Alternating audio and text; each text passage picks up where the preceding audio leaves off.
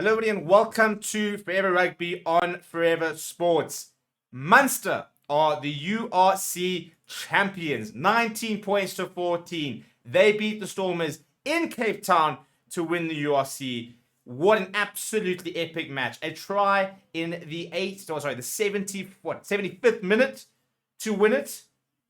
The drama. An epic final where no team was ever more than 5 points ahead of each other. Munster have done it. First of all, they dethroned Leinster. They have now just dethroned the current champions. For the first time since 2011, they are champions. What a game. What a match. What a tournament. I mean, the URC, for me, is just unmatched at the moment. I think the URC is the brightest and most promising tournament out there. It has been a phenomenal tournament. It was a phenomenal final to finish. And now we can just sit back and miss it, to be honest.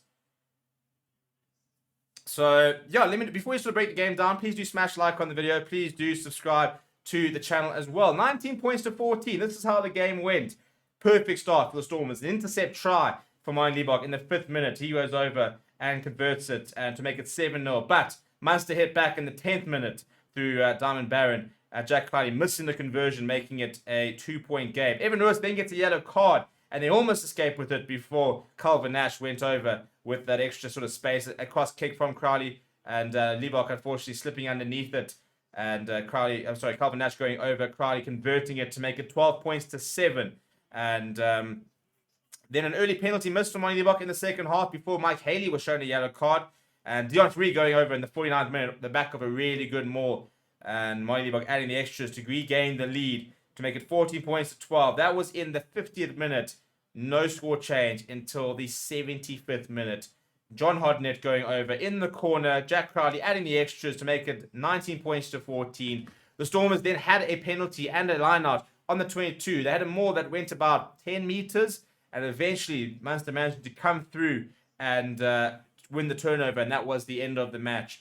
Let's have a look at some of the stats, shall we? Munster, 55% possession, 51% territory. But Stormers were so much better in the second half than in the first half. First half, I thought Munster completely outplayed them. And 3 tries to 2 conversions. But interestingly enough, Munster, not a side known for running a lot of ball, not a side known for their flair, for example. Listen to some of these stats.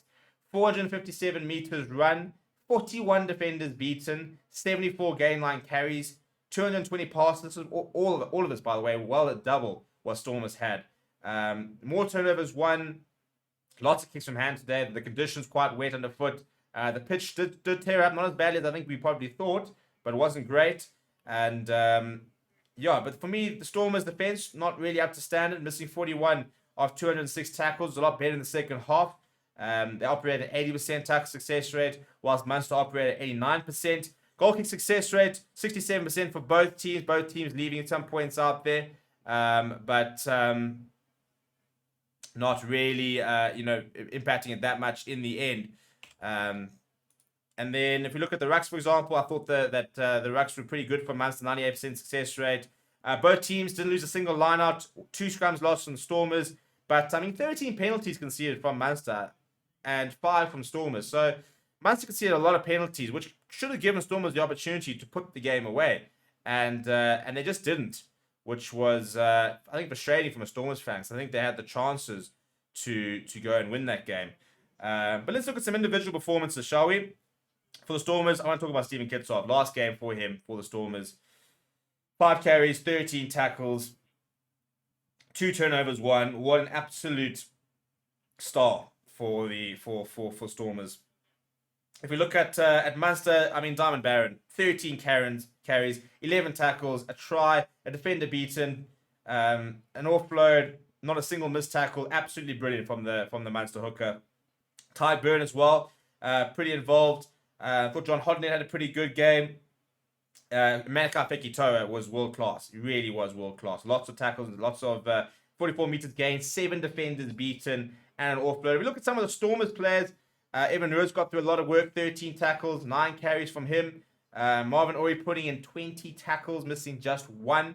Had to do a lot of defending that did the Stormers. Ruben van Heerden as well, 22 tackles. And so, as I said, the problem I think for the Stormers is that they just weren't at their best. And they grew into the game and got a lot better towards the latter stages. But I think by then, it was just Munster did so well to always be in the game. They dominated from the get-go. After that first try from Stormers, to be honest, Munster then said, cool, you scored, but now it's our turn. And even the try was actually against the run of the play, considering it was an intercept try.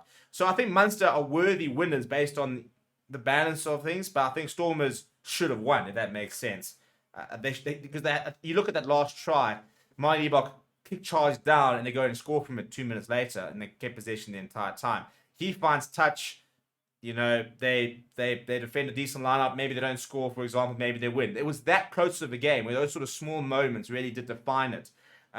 Big refereeing calls, for example. Munster had 2 tries disallowed. I don't think that, in general, I thought Andrea Piari did quite well.